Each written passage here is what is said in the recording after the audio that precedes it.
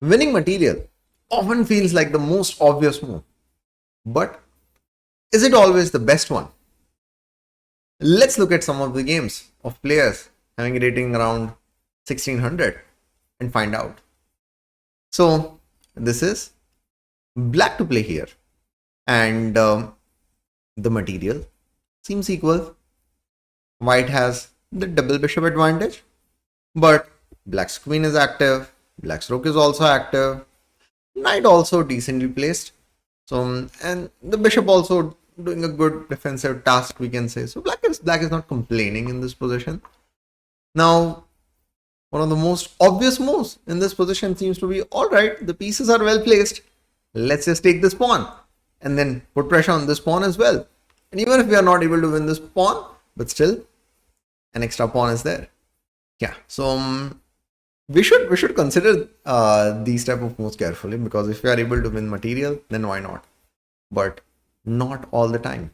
So please remember about your opponent's resources as well, because if you play queen takes b3, then it's a huge mistake, because the knight and the queen, they are on the same diagonal, and the opponent has the light square bishop.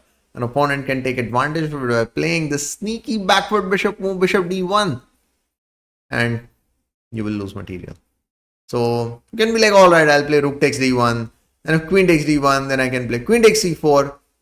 But the problems are not over, because opponent's bishop is quite active. The queen can get active. There is this threat, there is this threat, and if bishop f8 is played, no problem. Now there is this issue. And the queen is sort of slightly overloaded because of this. There's also the idea of queen d2 and trying to get the knight. So it will be trouble for black. So please remember that not all the time when you have the opportunity to win the material, you should go for it.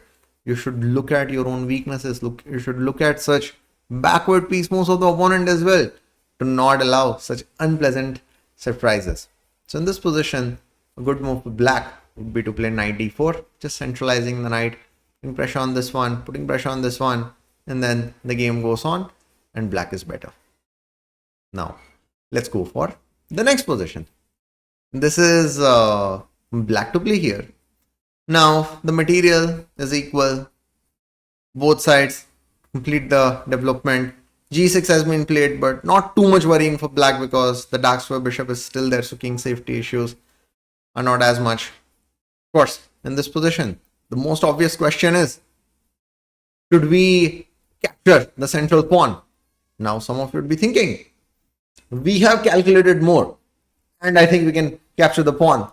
So what you might have calculated is knight takes d4, knight takes d4, bishop takes d4, and if bishop g6, because let's say if in this position, let me just show you, bishop g6, because if f takes g6 or h takes g6, then there is this queen takes d4 and the king is weak.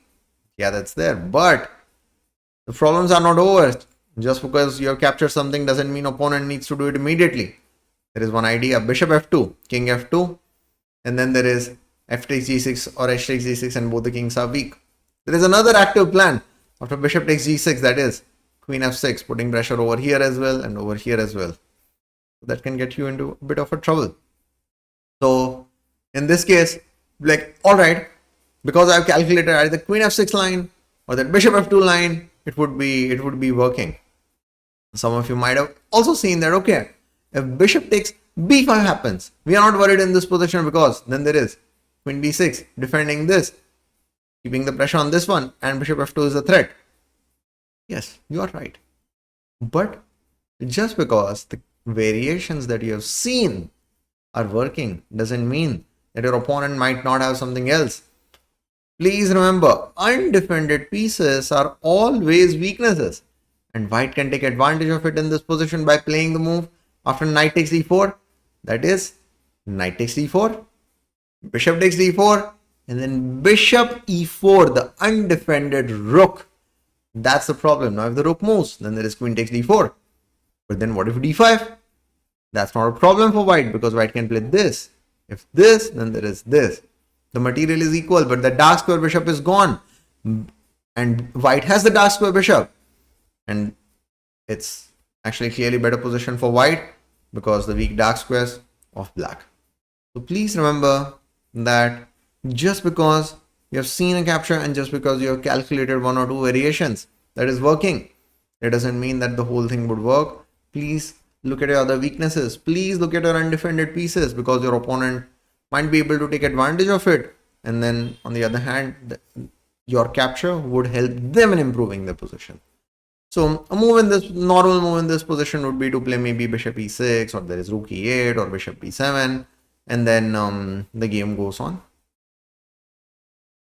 So it's one thing to see these type of ideas here, but spotting it in your own games is harder.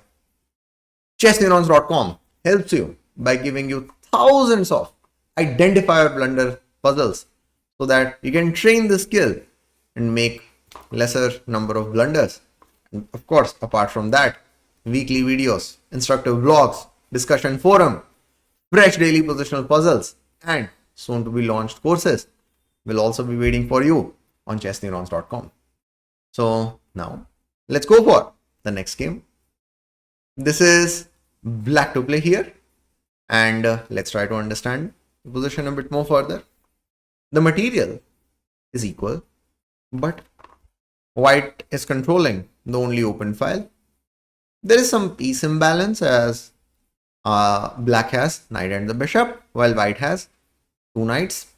So there are a couple of really tempting ideas for black. One of them is, let's just play bishop takes d4, knight takes d4, and knight takes e5. Let's get the central pawn. And another idea could be, let's just play knight takes e5 directly, because if knight takes e5, then there is bishop takes d4. Both of them seem tempting, but you have to be extremely careful about your opponent's piece activity and in this position. In fact, both of them are not that great ideas. So let's look at bishop takes d4 first.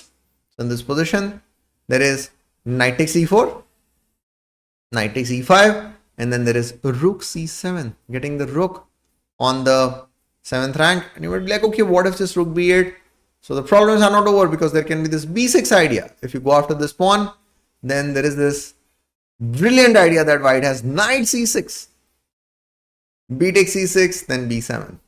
So just showing you what could happen when opponents' pieces are active. So in this position, that's a bit of an issue. So of course, it's not to say that after bishop takes d4, this knight takes e5, it is lost for black or anything. No, but still it's quite dangerous position for black to be in.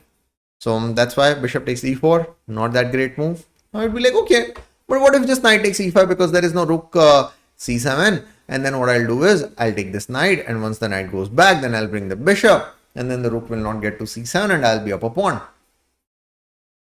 Sounds good so far, but opponent will play knight takes e5, and after bishop takes d4, there is this very nice sneaky move, that is knight d7, taking away the b6 square from the bishop. Now we can stop our opponent from getting that rook on the 7th rank, and that's not the most ideal thing for us. So that's why both the obvious captures, knight takes e5 and bishop takes d4, they are not working. Instead, in this position, black should not rush, and black should play the move knight c5, putting pressure on this pawn, putting pressure on this pawn. And yes, we'll be able to win pawn, we'll be able to get the material, but in a way, their opponent is not able to take advantage of that rook on the open file and bring it on the 7th rank and create certain issues for us.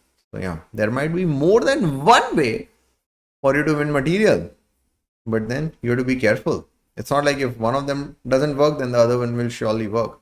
No, maybe both of them might not work, as we saw in this one, and the third move might actually give you the required advantage. Thanks everyone for watching the video, and I'll see you in the next one.